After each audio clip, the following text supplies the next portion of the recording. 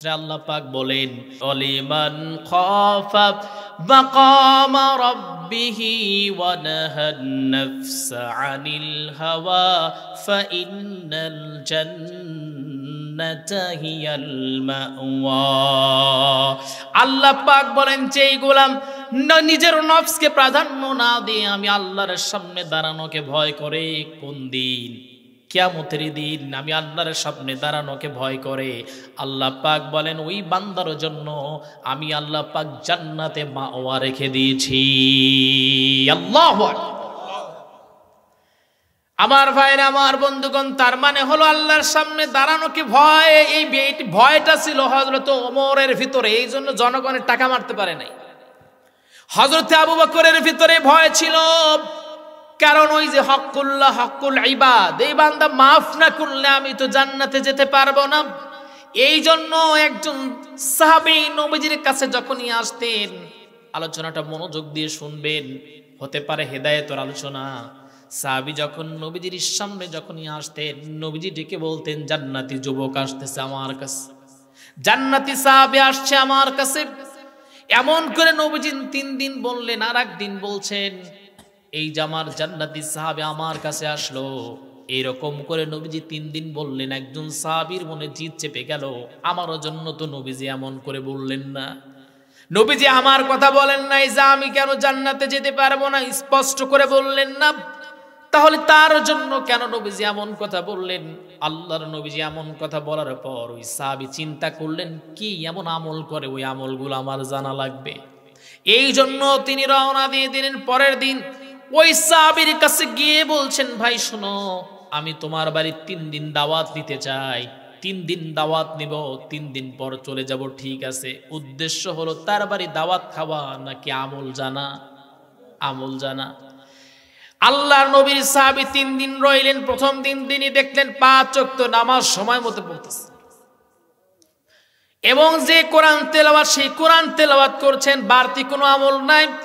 দ্বিতীয় দিন তিনি দেখলেন, তৃতীয় দিন তিনি দেখলেন। এরপরে তিনি ডেকে বলছেন, ভাই 3 দিন তোমার বাড়ি দাওয়াত নিলাম, এই দাওয়াত নেওয়া মুখ্য উদ্দেশ্য আমার ছিল না। এই 3 দিন পর্যন্ত আমার যে উদ্দেশ্যটা ছিল সেটা হলো কোন আমল করো নবীজি কেন তোমাকে বলেন এই যে জান্নাতি সাহাবী আমার কাছে আসলো, এই যে আমার জান্নাতি সাহাবী 3 দিন কেন তোমার জন্য নবীজি এমন করে যখনই তুমি যাও জান্নাতের ঘোষণা দেয়, আমার জন্য দেয় না, কোন আমল করো? নবীজির সাহাবী ডেকে বলছে, নবীজির সাহাবী শোনো, আমি কোন আমল করি জানতে চাও? সেই আমলটা হলো যখন আমি বিছানায় যখন পিঠ লাগায় যখন ঘুমে চলে যাব, তার আগ মুহূর্তে চিন্তা করি কে আমাকে কষ্ট দিয়েছিল, সেই মানুষগুলোকে আমি মাফ করে দে। এই জন্য মনে হয় নবীজি এই কথা বলেছে। অন্যত্রে আমি যদি কাউকে কষ্ট দিয়ে থাকি, পরের দিন আমি গিয়ে তার কাছে মাফ চেয়ে নেই। আমার ভাইয়েরা, আমার বন্ধুগণ, এই জন্য আমি আপনাদেরকে বলছি, কেউ যদি কষ্ট দিয়ে থাকে আপনি তাদেরকে মাফ করে দিয়ে দিবেন। আপনাকে যিনি মাফ করবেন তিনি কে? আবার আপনিও মাফ করে দিবেন, কারো উপরে জুলুম করবেন না। মূল শর্ত হলো আগে ঈমান আনতে হবে, এরপরে যত ভালো কাজ আছে সব ভালো কাজ করবেন। আল্লাহ পাক বলছেন, ইল্লাল্লাযীনা আমানু ওয়া আমিলুস সলিহাতি ফালাহুম আজরুন গায়রু মামনুন। যারা বিশ্বাস করেছে, সৎকর্ম করেছে, তাদের জন্য আল্লাহ পাক অশেষ পুরস্কার রেখে দিয়েছেন। সেই অশেষ পুরস্কারটা কি? আল্লাহ পাক বলছেন, ইন্নাল্লাযীনা আমানু ওয়া আমিলুস সলিহাতি উলাইকা হুম খায়রুল বারিয়া। আল্লাহ পাক বলছেন যারা ঈমান আনে এবং সৎকর্ম করে, ঈমান আনে সৎকর্ম করে। এই যে আপনারা ঈমান আনছেন বলেই তো এখানে আসছেন। হিন্দু কি এখানে আসছে নাকি? ঈমান আনছেন এই জন্য এখানে আসছেন। এই যে দান করছেন সৎকর্ম, নামাজ পড়ছেন সৎকর্ম, মসজিদের উন্নতি হোক সৎকর্ম, মসজিদের ডিম দান করেছেন, মুরগি এখনো আছে, এটাও একটা সৎকর্ম।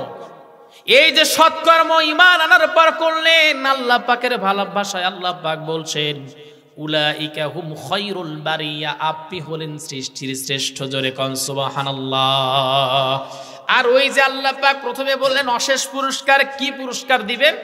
আল্লাহ পাক বলছেন জাযাউহুম ইনদা রাব্বিহিম জান্নাতু আদনিন তাজরি মিন তাহতিহাল আনহার খালিদিনা ফিহা আবাদা রাদিয়াল্লাহু আনহু ওয়া রাদু আন যালিকা লিমান খাশিয়া রাব্বাহ।